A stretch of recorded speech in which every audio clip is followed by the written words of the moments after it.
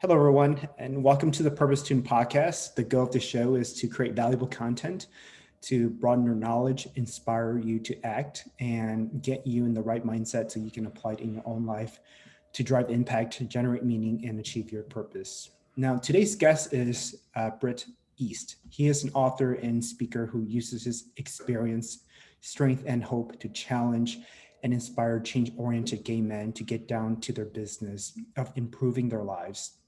With over 2 decades of personal growth and development experience in a variety of modalities, such as 12 steps, nonviolent communication, yoga, meditation, talk therapy, and the Hoffman process, Britt is committed to building a personal practice of self-discovery that he can then share with gay men everywhere. He lives in Seattle with his husband and their crazy dog. So welcome to the show. How are you? I'm doing great. Thanks so much for having me.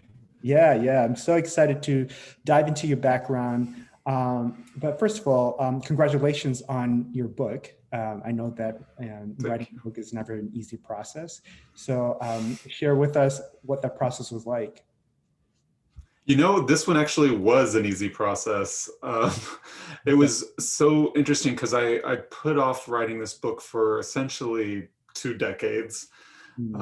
People had been telling me that, hey, you got to write your story down. It's so amazing. But it just felt like I was somehow prostituting my pain. Just spilling my blood all over the page, monetizing my memoir. That did not appeal to me. But I was working with a life coach a couple of years ago who helped me flip the script and realized that if I put the reader at the center of the story, made the reader the hero instead of me, then that would remove all of those issues. And I could focus on just the recommendations, cover each facet of life and share my wisdom and knowledge. And like you said, experience, strength, and hope, and create a really solid frame for the project. And just use my life story to contextualize some of my recommendations and advice rather than making it all about me. And so in that way, it became a manual rather than a memoir. And as soon as that happened, the project just flowed. And it took a long time, don't get me wrong, but it was an effortless, joyous process, as opposed to some books you hear about are like, really painstaking and challenging and grueling. And this was really a wonderful project. And so I feel really fortunate to be a part of it and to, now have it out in the world. Now it's not just mine, now it's everybody's. And to the incredible response I've gotten, I just feel so blessed and humbled. So what inspired you to write this book, and what is the purpose of it? I want to help gay guys maybe avoid some of the mistakes that I made. And there did not seem to be, when I was coming up, there did not seem to be any sort of guidebooks out there. And I grew up in 1980s Tennessee, and it was rough. And there weren't that many mentors for queer youth. I'm sure there was a vibrant underground gay scene in Nashville where I grew up because of the music industry. But as a young person, I had no access to that. And even the most well-meaning families struggle to raise culturally gay children. I had no direct access to any out gay people who could mentor me. So I felt like I was reinventing the wheel, and there were no guidebooks that at least I was able to find. And so I wanted to help fill that void. Now there are more mentors around because there aren't as many deaths in the US due to the AIDS crisis. So now there's more of us around. We enjoy more rights than ever before. So that's wonderful. But I still, when I looked out in the marketplace, I still didn't see any books that were kind of guides to life that were addressing these topics. And so I just wanted to hit every major facet of life: body, mind, spirit, career, finances, sex, family, love, friends, community service, all of it. I just wanted to be able to share all that I've learned over the years with people so that they could have maybe an easier time of it than I did. Wow, that's powerful. I know this book is going to serve a lot of gay men, and it will be a guide for for them.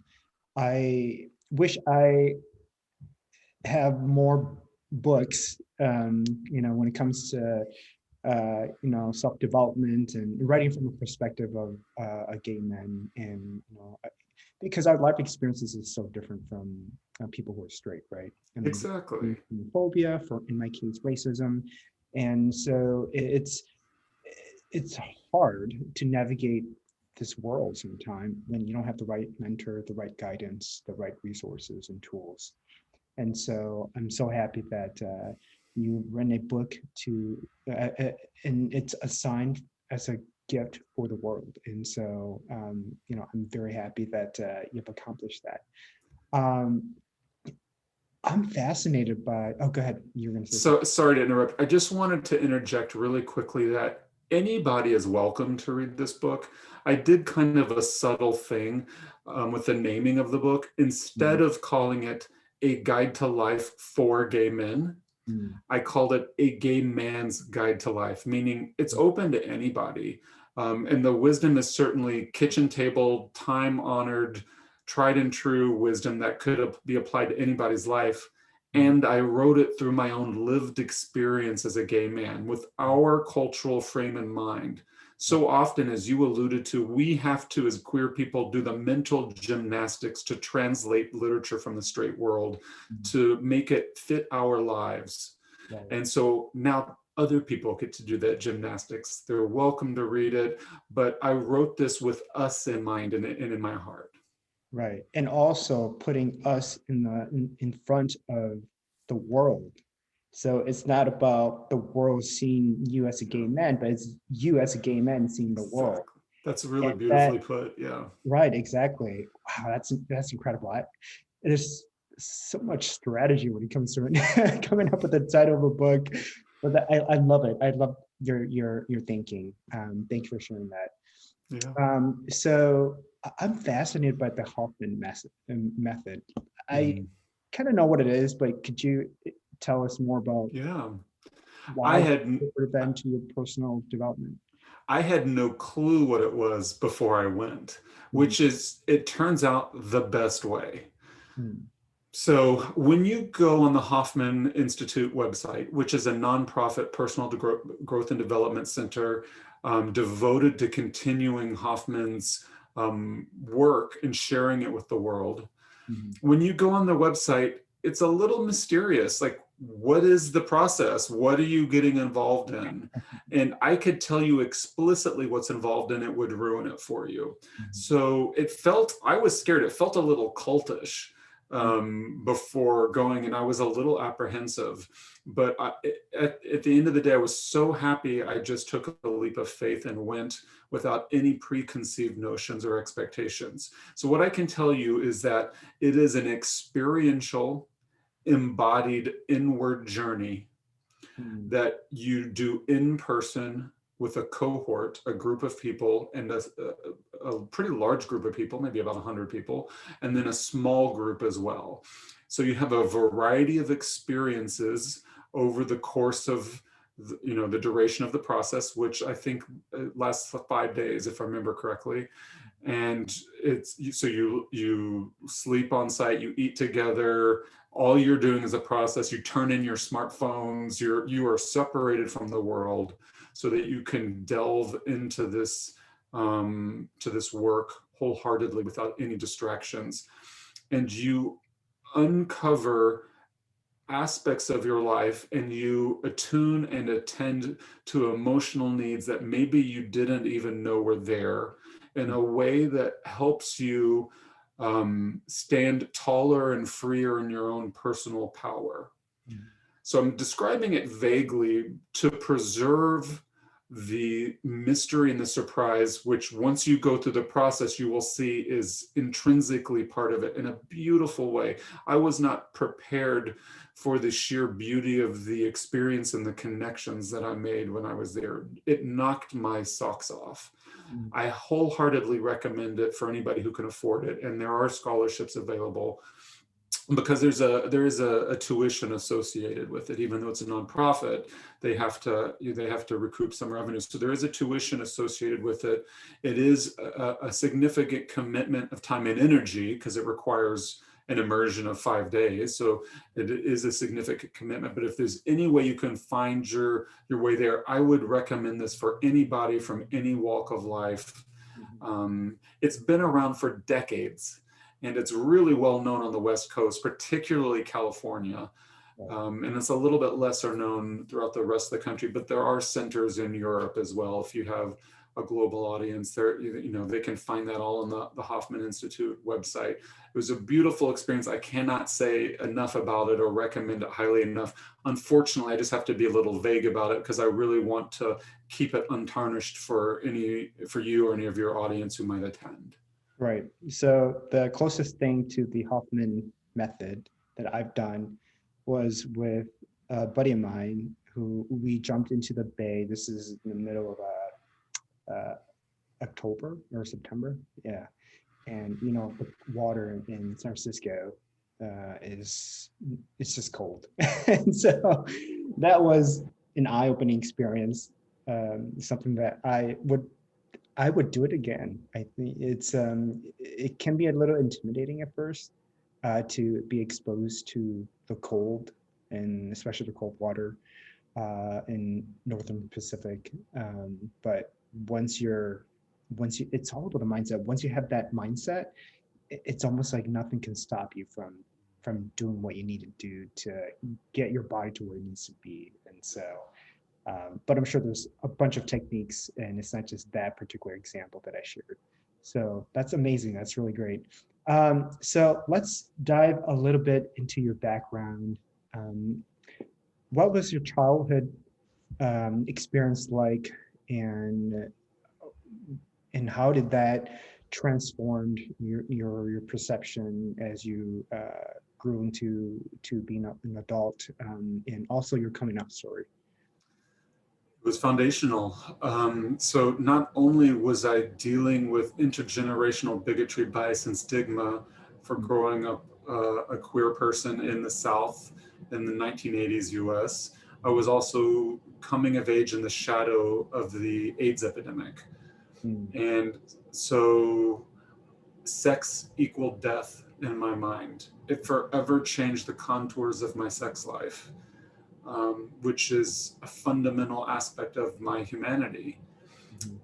It meant that I also equated homosexuality itself with death.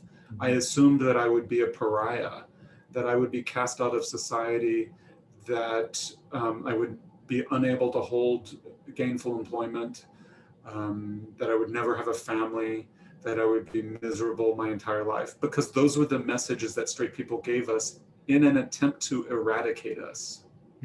It was a gentle genocide. Compounding that, I grew up with child abuse as well, that was separate and distinct from the homophobia. And what all of this meant is that nobody wrote the template of my life. So I was a blank vessel. I was a void living in a void. I was blank, but also living in oblivion. And so I was unable to love or be loved. And it took years and years and years of working with subject matter experts in a variety of capacities to write that template myself and to parent myself for all that my family did not do. I had to do it with my own sweat equity and personal investment. And it culminated about 2 decades ago with a traumatic event with my then partner. In the early 90s, we'd been together for 5-6 years, which was not that common for men in their early 20s, at least in our circle of friends.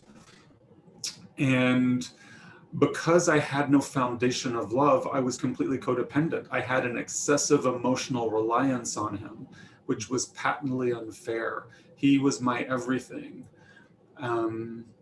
And so one day he disclosed to me that, no, actually, it was not a disclosure. One day he was arrested for having sex with a minor. And as part of that arrest, he disclosed a sexual addiction. And this was in the time well before sex addiction was was a cultural norm and part of the kind of cultural jargon and parlance. There was not much information out there. I think it was one book, but there were support groups. And so he got in a 12-step support group, which saved his life. And because of that, witnessing the change in him, I also got into one called Codependence of Sex Addicts Anonymous, kind of like Al-Anon is to AA. And in that support group, sitting in those rooms with those people and holding the principles of the 12 steps and sharing our stories and being, experiencing that benevolent witness and the thrill of togetherness, I took off my masks for the very first time and found my voice. How old were It you at was the time? absolutely thrilling. I must have been 22, around 20, 22 to 25 is kind of when all of this happened. And I first found the 12 steps. And so, and then it's, been a long journey. So that my experience in the 12 steps then got me into yoga and Buddhism and all the things that you talked about at the beginning of the show, which then helped me cultivate a personal practice of replenishment so that I can resist the bigotry that I experience in the world, so that I can stand tall in my own power and lead a vibrant, vital life. Wow, that's such a powerful story. Thank you for sharing that and your vulnerability and the transformation that you've made throughout those experiences. I believe transformation is one of the greatest things that we can do to ensure that we're growing as human beings. And it's important that we continue to grow, which leads me to my next question, which is how do you find fulfillment and what does purpose mean to you? It's a great question because I think it is so foundational to combine with your own sense of authenticity. So I believe that we are in the middle of an epidemic of loneliness as gay men.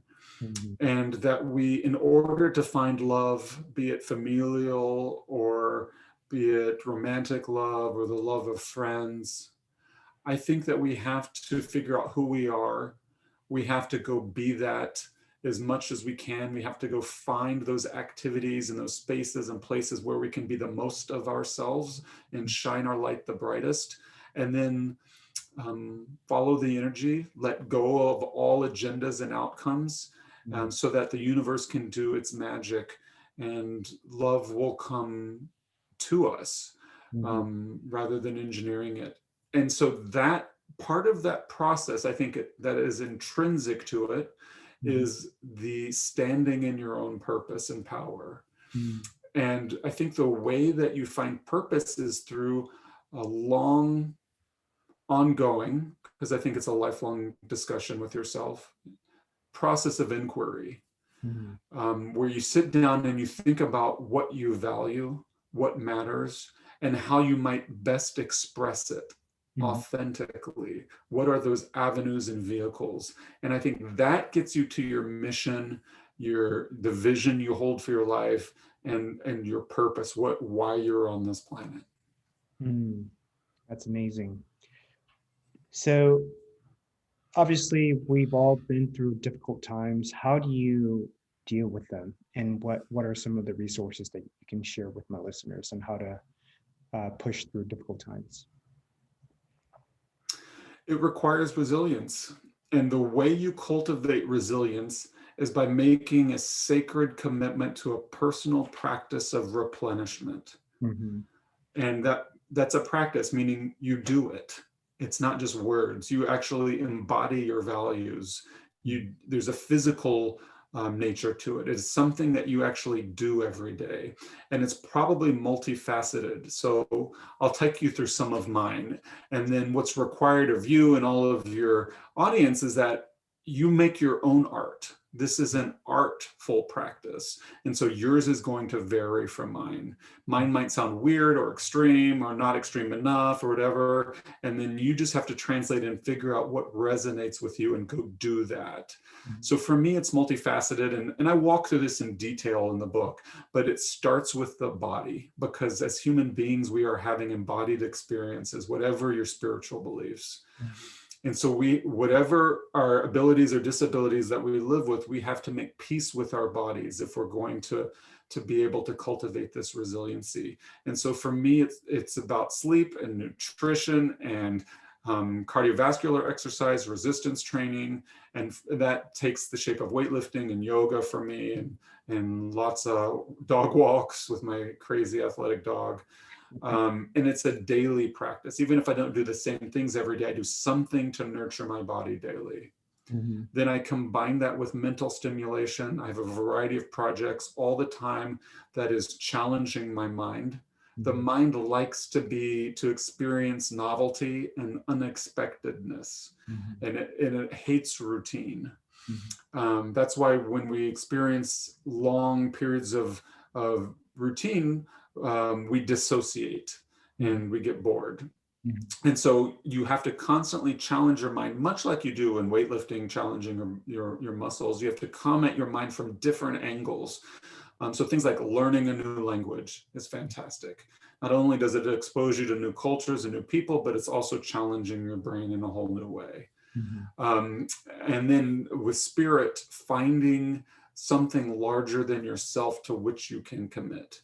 I'm an atheist, but I still have a vibrant spiritual practice. I just place my faith in the brilliance of humanity as opposed to a higher being, but it's still faith. It's still belief in the absence of information. It's just not in a higher power. It's in the collective higher consciousness of humanity. And as an atheist, I still get to have a personal spiritual practice. And this forms the Trinity, the three pillars that sustain me and allow me to build a foundation I can leap off to have life's adventures with my career, with my finances, with my various relationships, and then ultimately culminating with service work. So what does spirituality mean to you? I know that I have friends who are atheists as well, and I'm agnostic. And so early on in my search for a religion that matches my values and beliefs, I would have conversations with my friends who are atheists, and they would sometimes find it difficult to understand how spirituality and atheists, how both of those things cannot be combined. And so what's your concept on spirituality? Yeah, absolutely. So atheism is a funny word because it's really, when you think of its etymology, its root is just not theism. So as we're not really a community because we're just people who happen to not believe in something. So one atheist to the next is probably, you're going to encounter a wide variety of opinions, thoughts, and beliefs. Right. For me, my spiritual practice is a commitment to the sacred. And just because I don't believe in a paternalistic, all-knowing being or collection of higher power beings doesn't mean I lack the presence of the sacred in my life. And what I mean by that is the internal, enduring mysteries. Those mysteries that are meant to be lived and not solved, that are unanswerable. For instance, what happens when we die? What happened before the universe existed? I believe that those are unanswerable mysteries by our human minds.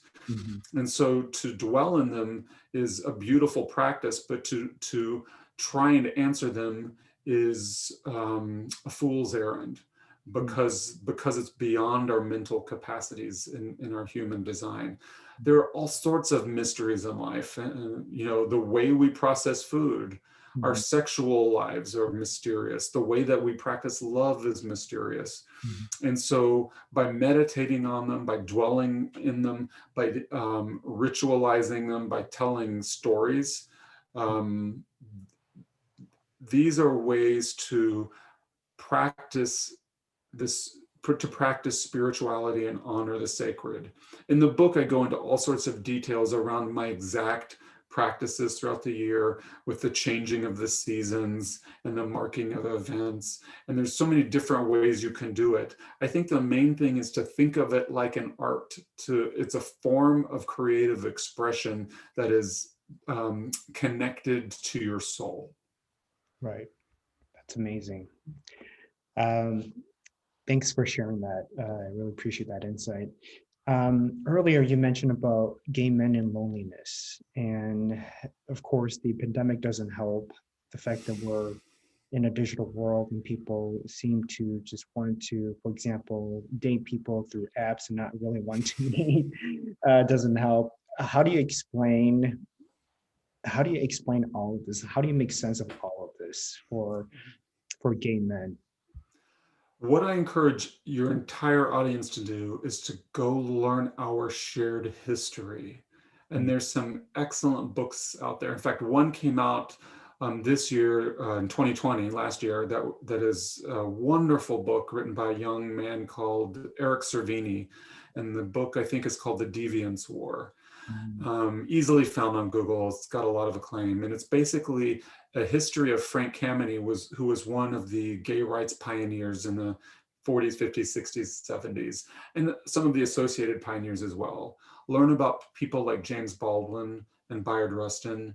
We stand on the shoulders of giants. We really don't have to do this alone. In fact, we can't. But so many of us try to, and it's another way of practicing homophobia. To participate in the erasure of our ancestors is to participate in bigotry. And I believe it should be required cultural reading to learn about this, not for the sake of just saying we did, but because I think you'll be surprised in how it informs our daily lives. For instance, let's take a look at as gay people, our transactional approach to sex. Not all of us, but a lot of us approach sex, as you described, as an itch that needs to be scratched. We are only gay when we are having sex. The rest of the time, gay isn't that big a deal. It's like being left-handed. We shed our entire culture other than the culture of hooking up. When we look for sex, it's done as a mission, something to be accomplished, a box that needs to be checked. We go on an app. That app allows us to sort people, to categorize them by our preferences, which are often a loose shell of prejudices and biases. You don't have to take my word for it. You can go on Grindr or talk to a person of color and ask them about their experiences on some of these apps and what they've witnessed. And I think you'll learn a lot about gay racism really quickly. But the transactional approach to sex was born out of our history. There's many dynamics at play, but one of the most important ones is the way that we were prevented from congregating. Before Stonewall, there were all sorts of arcane laws that meant we could be arrested or even blackmailed based on the minutia of how we got together. So for instance, in some locations, in some places, you had to be standing. And if you were at a gay bar, in other places you had to be seated, in other places you could not dance. They were just these sort of randomized, again, in this gentle genocide, this way to eradicate us, to separate us from our sex lives, which was to dehuman and to kill. So approach sex as a sense of thrill seeking and also with our personal and economic safety in mind. So we accomplished it quickly. We cruised for people who were into what we were into. We self-sorted, whether it was a coded system of bandanas or personal ads or app filters and jargon. We found ways to quickly segregate each other and to thereby not see the whole person. We had sex quickly outside or in bushes, or if like in New York City, in the backs of these long semi-tractor trailers. Because we were not allowed, it was not safe to have sex any other way, much less have a long-term relationship. And when you look over the course of decades, it's not that difficult to see, okay, how we went from the 1940s to here we are sitting on Grindr, filtering out all the Black people, or only looking for Asians. This weird fear fetish complex that white gay men have with brown and Black and bodies of other races. Or maybe we only like really tall guys, or really short guys, or really fat guys, or really muscular guys. Whatever our fetish might be, whatever our preference, our prejudice might be, we're neglecting to see people in their humanness. So what I tell people when it comes to this one specific example on sex, what I tell people is to, okay, the apps are not intrinsically evil or wrong, it's how we utilize them. And so if you inject soulfulness into the app, you're gonna get soulfulness back, and then get out of the app as fast as possible. So when you make those beginning soulful connections with possible candidates as friends or lovers or whomever, get off the app as fast as possible. Once this horrible pandemic is over, then get in person so you can follow the energy. Like I said earlier, be who you are, follow the energy, and then resist any attachments to outcomes, resist any, engineering any sorts of situations or desired outcomes.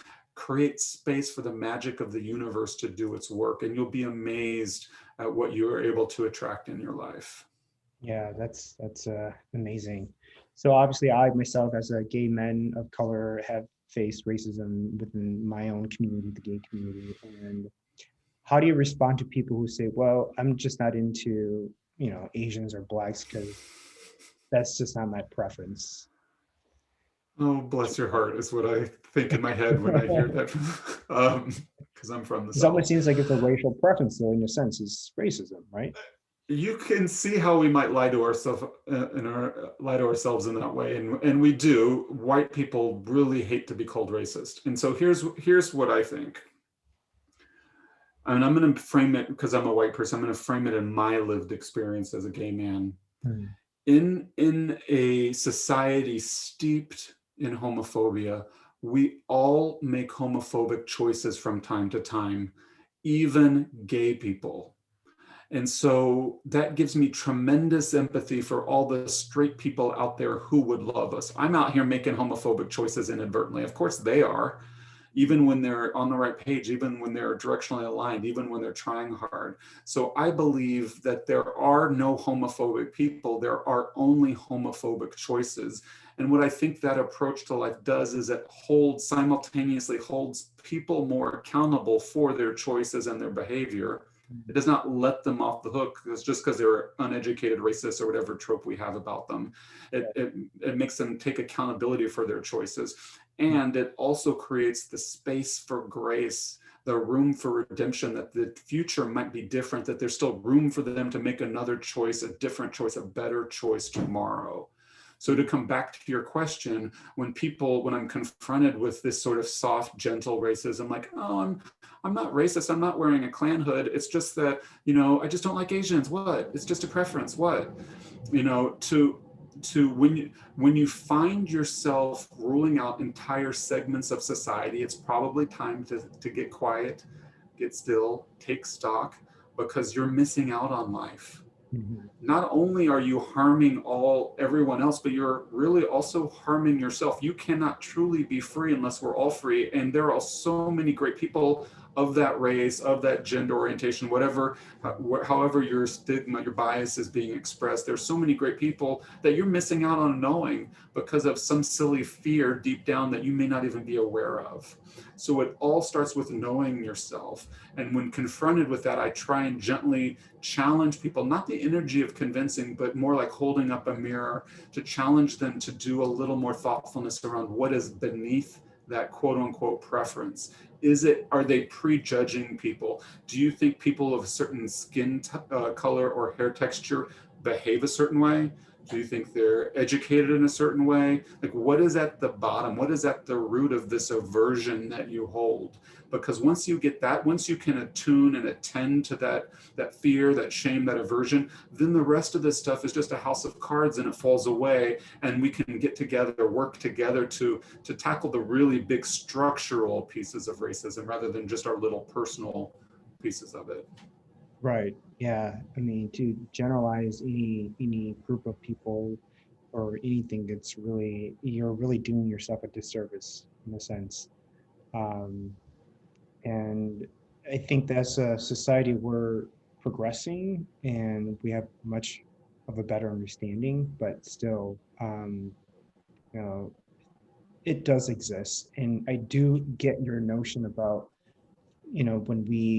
when we identify someone who is perceived to be a racist, it's so easy to call him or her out on it and label him or her, and people don't enjoy being labeled negatively, and so they just tune out. So to focus on the behaviors that they make, and that it's really allowing them the opportunity to um, to think about their behavior and change it.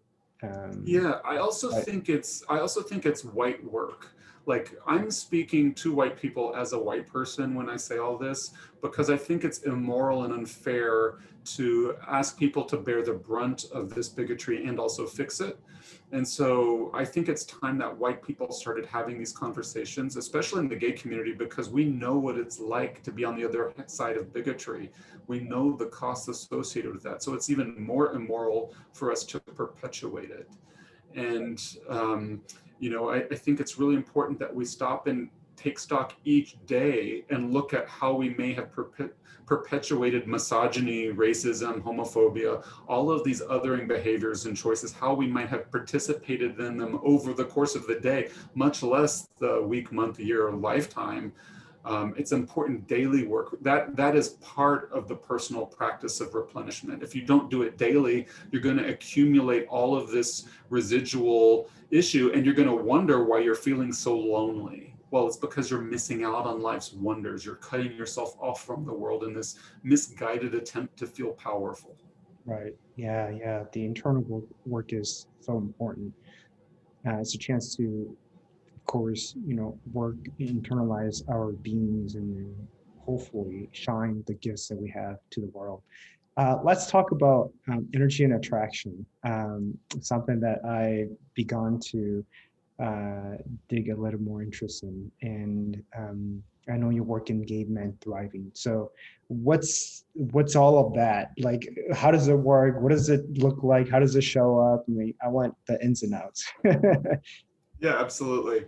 So I'm not really that new agey of a guy, but there's something about energy that even I can't deny.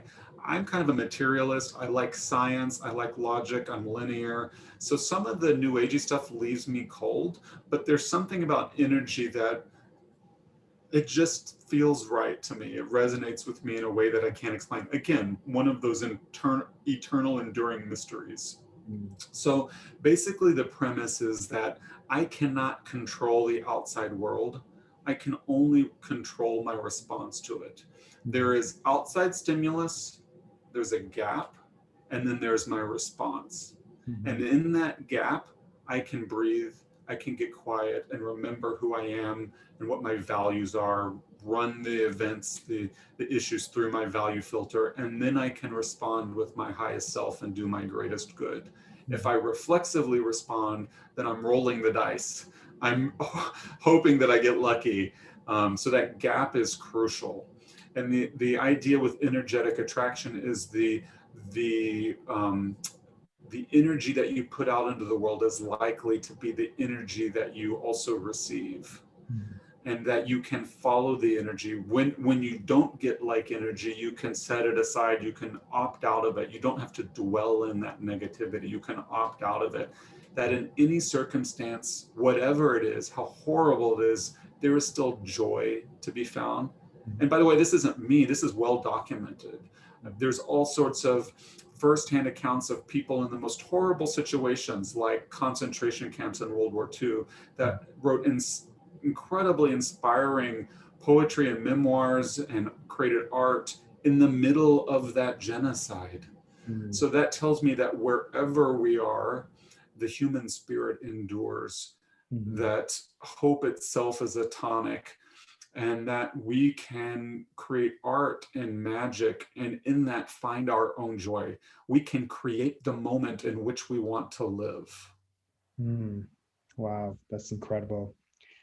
Um, I'm hoping to use some of that energy and attraction concepts to hopefully get a Valentine's date that's coming up. So Nice. I'm still learning the ins and outs of it. So let's check back after Valentine's Day and see. Yeah. So of course, doing this work of empowering people to live their authentic selves and be at their best and helping them tap into their internal purpose and finding those gifts and letting it shine and share into the world. All of that is hard work. So how do you what are some of the habits that you use to push yourself through to get these things done or to work with people who may be resisting these concepts that you and I are talking about, to get them in a place where they can be in a positive state of mind and contribute to their communities or society? Yeah, I mean, me personally, I'm not the greatest example because my personality type is, how shall we say, an outlier. I mean, I am incredibly disciplined. I was a classical musician by training, and so spent 6, 7 hours a day in the practice room by myself, playing scales, obsessing over the minutia of my work. And what that did was, um, it created a habit in my mind of the ability to turn inwards and home in on any sorts of flaws in that case in technique, to take true a rigorous stock of my thoughts and my actions. And that translated really well to things like school, career, writing a book. Mhm. All of those things, because of that training, all of those things came maybe more easily to me than the average person because I was used to grinding it out. I find joy almost like a tinkerer or somebody who tinkers with inventions or something. I find joy in that discipline. And a lot of people struggle with that. So I'm a little bit weird. That's the only caveat I want to throw out there. But to the other part of your question, with regards to what I tell people when they are struggling with discipline, is to find a heart-centered emotional commitment, something that they are going to commit to, that they can feel in the core of their being, Mhm. that they can hold dear, that can become sacred, and commit to it in all sorts of ways. Mhm. When people do that, the work and the effort seems to follow. What derails that are things like fear and shame, and typically old stories given to us by our family and their family and their family's family regarding our responses to love. Mhm. Our response to love is given to us by our ancestors and by society. And what we're called to do is transcend that Mhm. and be our true selves, take off our masks and be our true selves. There Right. are all sorts of tactics that would spin out from that, but the key is making that emotional commitment. Once you seal that commitment, what I have found is that for most people, the work product then starts to flow. Mhm. Have you heard of Renee Brown's work, The Power of Yeah, Vulnerability? I'm sure you had that. I yeah, missed she's it, brilliant. but She's absolutely brilliant. it's funny when her TED Talk became popularized, she was speaking my language. I had already consist of these emotions and have already internalized them. And I wouldn't say I'm perfect at managing them, but I have a pretty decent self-reflection process, and I'm aware of who I am and what I want and things like that. And so I see people who are 10, 20 years ahead of me and they're still struggling with this stuff. And it always confused me why. And then, of course, Renee's work just sort of solidified why, men and women in their 50s and 60s are feeling the way they do and how they're internalizing the process about doing it. It's just completely wrong. And I get it. We live in a world where we're hurt and we are either because we were abused as a child and we didn't have the coping mechanism to deal with it, or we didn't have the right resources or mentors to guide us. And I think I find it very fortunate that I'm in a place where I can be at peace with myself, with my emotions. My emotions aren't whacked, like they're not all over the place. Like I know how to manage them. I meditate, I do yoga, and I take pretty good care of myself physically and mentally to be fit. And then I look at people who are, you know, a lot older than me, and it's just unfortunate. It's sad, and so I hope that the the my really my purpose is to give back to the world and be of service to others.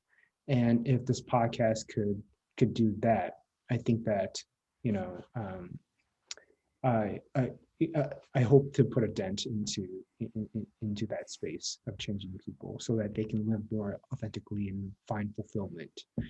Um, so speaking of which, fulfillment and advice, what advice would you give my listeners? I believe that we truly are all in this together, that if each of us took a little less, we would all have so much more, and Mhm, that there is really no greater wisdom than kindness. mhm. Yeah, wow, that's powerful.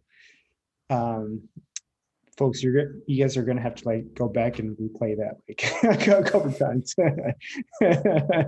That's like what, yeah, it's like a tweet moment right there. Um, well, Brett, it's been a pleasure having you on the show. Where can people find you should they want to connect? Yeah, the hub for all of my work is my website. It's britteast.com, B as in boy, RITTEAST, all one word, no punctuation.com. It has free articles on it. It has a free blog that I publish almost daily. It has links to all my socials, which are obviously free. And then it also has a link to a consolidated list of online stores where you can buy my book. And my book's available wherever books are sold, but the easiest place to know where you're going to get it is just go on my website, go to that books tab, and there's a link to all sorts of independent bookstores as well as Amazon and everything in between. And so I would just start with my website. Awesome. Folks, well, you know where to find Britt. He's an incredible guy. His work is amazing. Checking him out. And I hope to meet you someday. Yes, I think it'll be a pleasure. me too. Thank you for everything. All right. Thanks.